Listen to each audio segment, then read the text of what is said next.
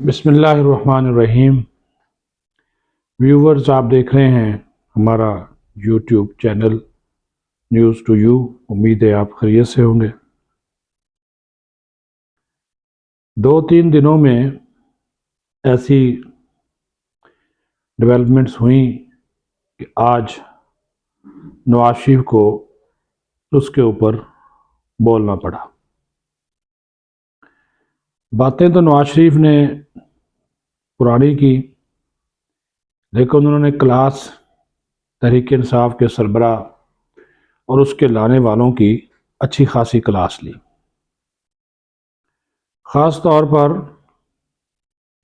سابق chief justice Saqib Nisar اور پھر اس وقت کی جو اسٹیبلشمنٹ اور پھر ان کے ساتھ ملے ہوئے کچھ اور لوگ، وہ ساری کی ساری باتیں انہوں نے دہرا دی۔ اصل میں میاں نواز شریف الیکشن میں جانے سے پہلے کسی صورت یہ نہیں چاہتے کہ بڑھتی ہوئی مہنگائی، بے روزگاری، غربت، لاقانونیت کا بوجھ ان کے سر پر آئے۔ حالانکہ پی ڈی ایم کی حکومت 16 ماہ رہی، ان کے بھائی وزیر اعظم تھے، اس کا انہوں نے آج بھی ذکر نہیں کیا، بلکہ اس کا سارا ملبہ انہوں نے پی ٹی آئی کے اوپر ہی ڈال دیا۔ اس سے آپ اندازہ لگا سکتے ہیں کہ میاں صاحب جو بیانیہ بنانا چاہ رہے ہیں وہ ابھی تک ان سے بن نہیں رہا۔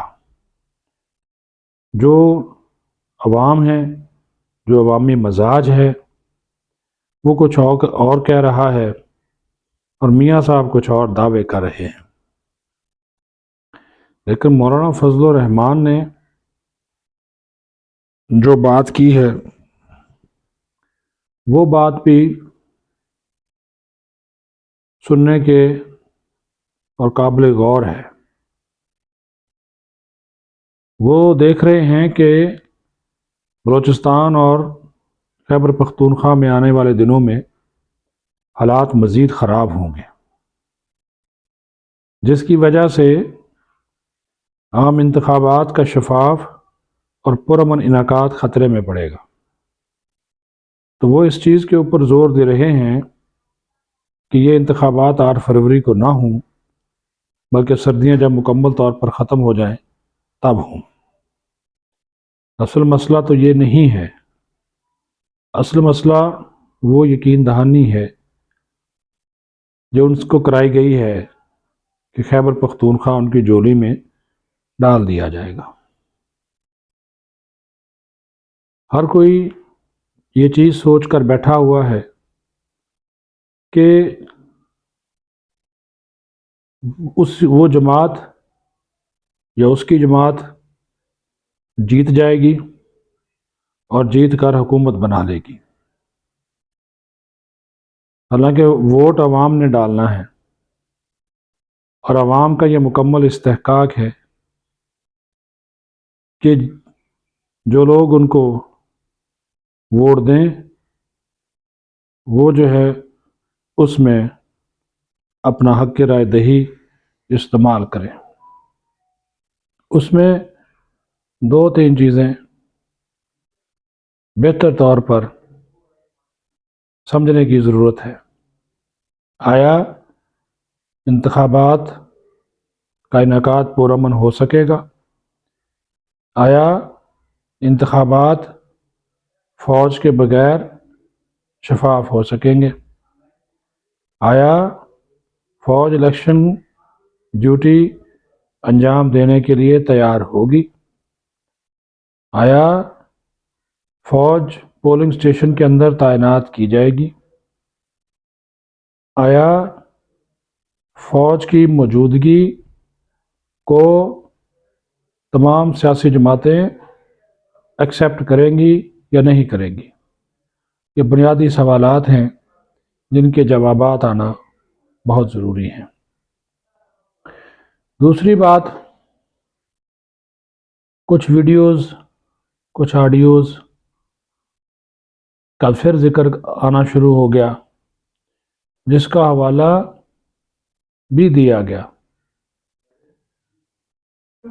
اور راجہ عاطف ذوالفقار نے بھی حوالہ دیا کہ 3 انٹرویوز، خوفناک انٹرویو.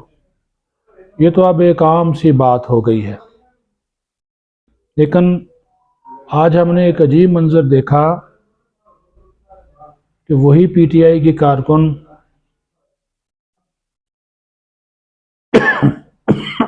معذرت چاہتا ہوں، طبیعت تھوڑی سی خراب ہے، اس وجہ سے آواز کی رفتار بھی سست ہے اور کھانسی کو روکنے کی کوشش.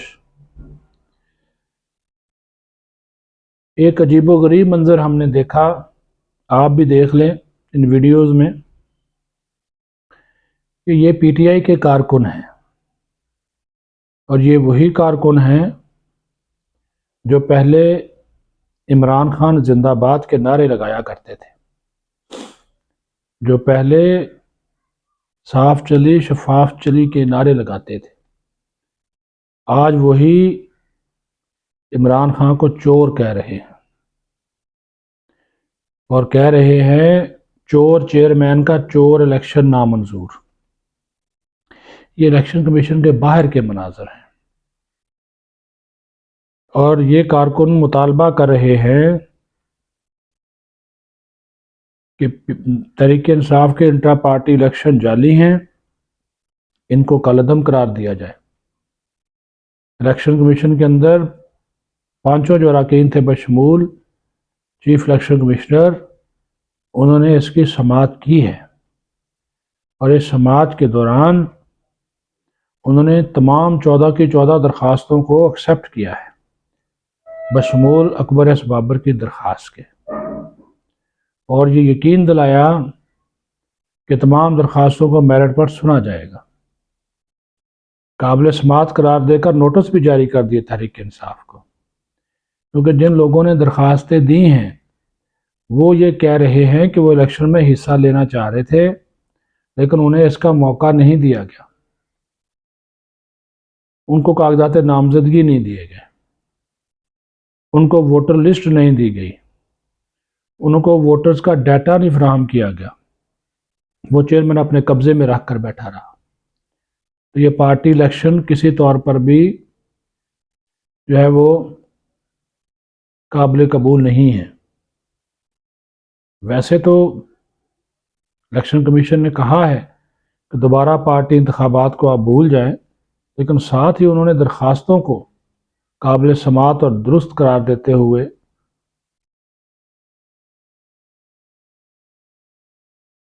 نوٹس جاری کر دیے ہیں.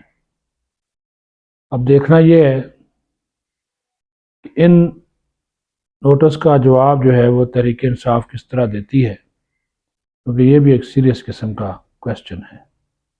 اپنا خیال رکھیں. پاکستان زندہ باد.